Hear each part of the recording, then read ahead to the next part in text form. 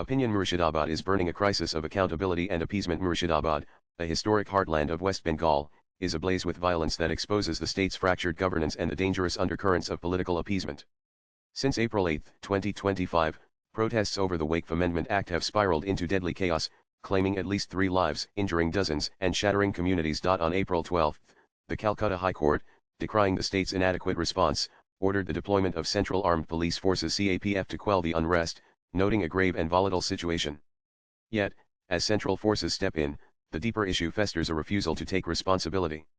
Chief Minister Mamata Banerjee, accused of prioritizing Muslim vote banks through appeasement politics, deflects blame to the centre, while the Bharatiya Janata Party (BJP) inflames tensions with divisive rhetoric. The centre watches from a distance, and Bengal civil society remains eerily silent. Murshidabad's violence is a symptom of Mamata's calculated electoral strategy and a broader leadership failure.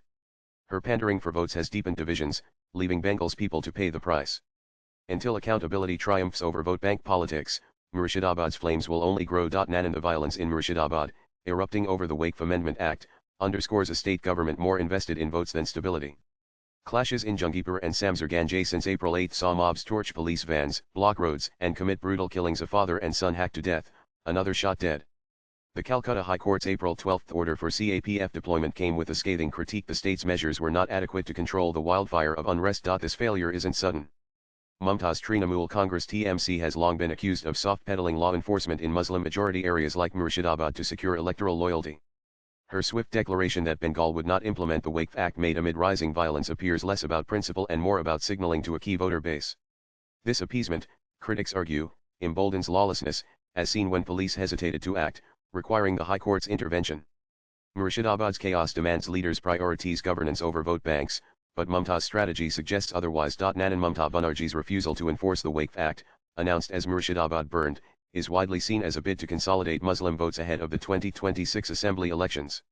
In a district where Muslims form a significant majority, her rhetoric "we do not support this law" aims to pacify protesters while sidestepping responsibility for the violence. Critics, including BJP leaders, allege this is part of a broader pattern. Mamata's TMC has historically courted minority communities with promises of protection and benefits, often at the cost of impartial governance.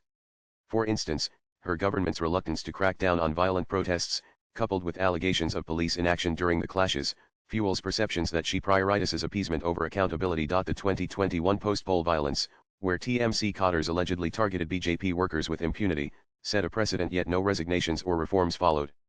By shielding certain groups to maintain her electoral edge, Mamata risks alienating others and deepening communal divides, turning Murshidabad into a battleground for vote bank politics rather than a place of harmony. Nanan, the BJP, led by Suvendu Adhikari and Sukanta Majumdar, has capitalized on Murshidabad's unrest to attack Mamata's appeasement-driven regime, claiming Hindus are unsafe and demanding National Investigation Agency probes.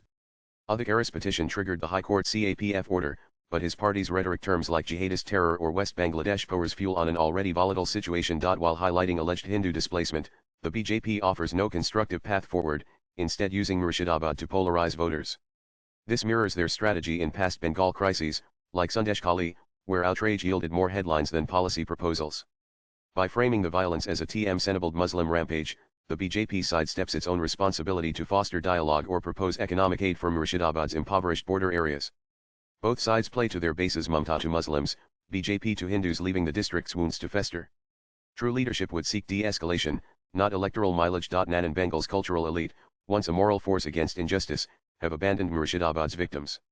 The intelligentsia, writers, artists, academics offer no unified condemnation of the violence or Mamata's vote-driven governance.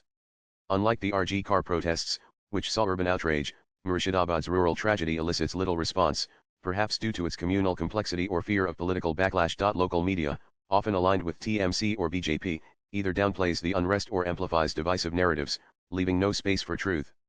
This silence empowers Mamata to prioritize votes over reform, knowing public pressure is weak. Bengal's thinkers must revive their legacy, demanding accountability through protests, writings, or community outreach.